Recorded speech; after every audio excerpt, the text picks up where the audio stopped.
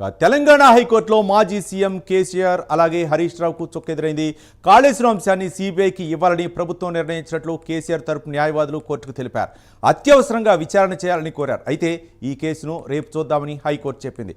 రేపటి వరకు ఎలాంటి చర్యలు చేపట్టకుండా ఆదేశాలు ఇవ్వాలని హరీష్ రావు తరపు న్యాయవాది కోరగా ఈ అభ్యర్థనను హైకోర్టు నిరాకరించింది. తదుపరి విచారణను రేపటికి వాయిదా వేసింది.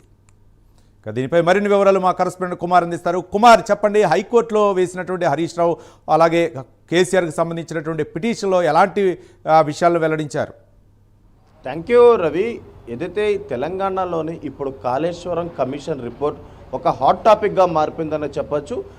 ఈ కమిషన్కి సంబంధించి, అంటే ఈ కమిషన్ ఇచ్చిన రిపోర్టుకు సంబంధించి నిన్న ఏదైతే అసెంబ్లీలోని వాడి వేడిగా చర్చ కూడా కొనసాగింది. సుమారు 10 గంటల పైగానే ఈ కాళేశ్వరం ప్రాజెక్టుపై చర్చ అయితే జరిగింది. ముఖ్యంగా చూసుకున్నట్టయితే ఈ కాళేశ్వరం ప్రాజెక్టు వచ్చేసి 1,00,000 కోట్ల వ్యయంతో అటు బీఆర్ఎస్ ప్రభుత్వం ఉన్న సమయంలోని ఈ కాళేశ్వరం ప్రాజెక్ట్ అయితే కట్టారు. కానీ ఆ తర్వాత దీంట్లో చాలా అవకతవకలు జరిగాయంటూ కూడా ఎప్పుడైతే తెలంగాణలోని కాంగ్రెస్ ప్రభుత్వం హయాంలోకి వచ్చిందో దీనిపై ఒక ఎంక్వైరీ జరపాలంటూ కూడా నిర్ణయం తీసుకొని పీసీ ఘోష్ కమిషన్ అయితే నియమించింది. పీసీ ఘోష్ కమిషన్ కూడా దీనిపై విచారించి 2 నెలల పాటు విచారించి అప్పటి సీఎంగా ఉన్న కేసీఆర్తో పాటు ఇటు హరీష్ రావు, అంటే నీటిపారుదల శాఖ మంత్రిగా అప్పుడు హరీష్ రావు ఉన్నారు కాబట్టి వీళ్ళందరినీ కూడా ఏదైతే పీసీ ఘోష్ కమిషన్ విచారించిన తర్వాత 600 పై చిలుకు రిపోర్ట్ను కూడా ఇటు ప్రస్తుతం కాంగ్రెస్ ప్రభుత్వానికి అయితే అందించింది. కానీ ఏదైతే ఈ రిపోర్ట్ అందించిందో దాంట్లోని చాలా అవకతవకలు జరిగాయంటూ కూడా ఇటు పీసీ ఘోష్ కమిషన్ కూడా నిర్ధారించిన నేపథ్యంలోని ఇటు బీఆర్ఎస్ ఏదైతే సంబంధించి పార్టీ నేతలకు సంబంధించి ఇదైతే ఈ రిపోర్ట్ అంతా కూడా ఏకపక్షంగా ఇటు కాంగ్రెస్ ప్రభుత్వం చేసిందంటూ కూడా ఏదైతే నిన్న అసెంబ్లీలో చర్చించినప్పటికీ ముఖ్యంగా చూసుకున్నట్టయితే అంతకుముందు, అంటే అసెంబ్లీ జరగక ముందే ఎప్పుడైతే ఈ రిపోర్టు ప్రభుత్వానికి అందిందో వెంటనే ఇటు హరీష్ రావుతో పాటు కేసీఆర్ వేరు పిటిషన్లు ఇటు హైకోర్టులో అయితే వేయడం జరిగింది. అప్పుడు ఏదైతే దీనికి సంబంధించి ఏదైతే వీళ్ళిద్దరికీ కూడా చెక్ ఎదురైంది. ఆ తర్వాత ఇటు ప్రభుత్వానికి కూడా హైకోర్టు కొన్ని ప్రశ్నలు కూడా వేసింది. ఈ రిపోర్ట్ ఆధారంగా చర్యలు ఎప్పుడు తీసుకుంటారనే దానిపై హైకోర్టు కూడా ఏదైతే వివరణ ఇవ్వాలంటూ కూడా హైకోర్టు అయితే చెప్పింది. తాజాగా ఏదైతే నిన్న అసెంబ్లీ జరిగిన సమయంలోని తెలంగాణ రాష్ట్ర ముఖ్యమంత్రి సీఎం రేవంత్ రెడ్డి కూడా ఒక కీలకమైన నిర్ణయం తీసుకున్నారు.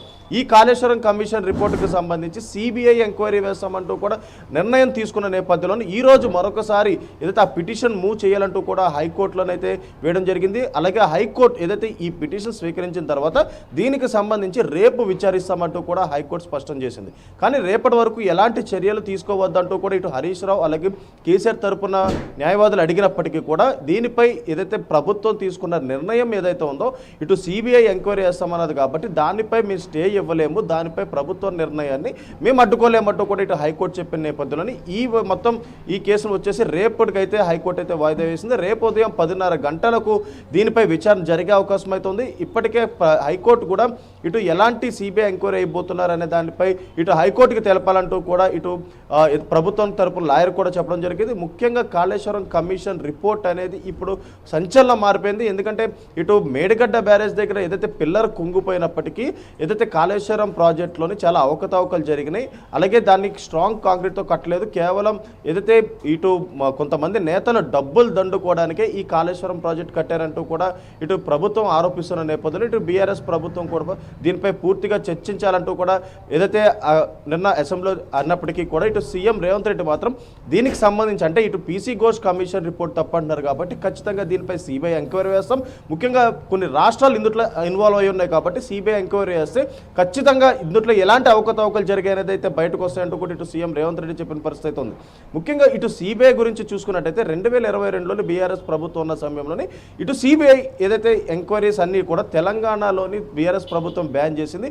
ఇప్పుడు తాజాగా కాంగ్రెస్ ప్రభుత్వం మరొకసారి సిబిఐకి ఈ కమిషన్ రిపోర్టుకు సంబంధించి ఎంక్వైరీ కనుక ఇస్తే మరొకసారి తెలంగాణలోని సిబిఐ కూడా ఎంట్రీ ఇస్తుంది. అలాగే మరొక పక్క కాళేశ్వరంకి సంబంధించి కూడా పూర్తిగా ఎంక్వైరీ అయితే చేస్తుంది. అలాగే ఇప్పుడు ఏదైతే హైకోర్టు మాత్రం రేపటి వరకు ఈ కేసును అయితే వాయిదా వేసింది. రేపటి వరకు ఎలాంటి చర్యలు తీసుకోకుండా ఉండేందుకు మేము స్టే ఇవ్వలేమంటూ కూడా హైకోర్టు అయితే చెప్పిన పరిస్థితి అయితే ఉంది. Ravi, right, thank you Kumar.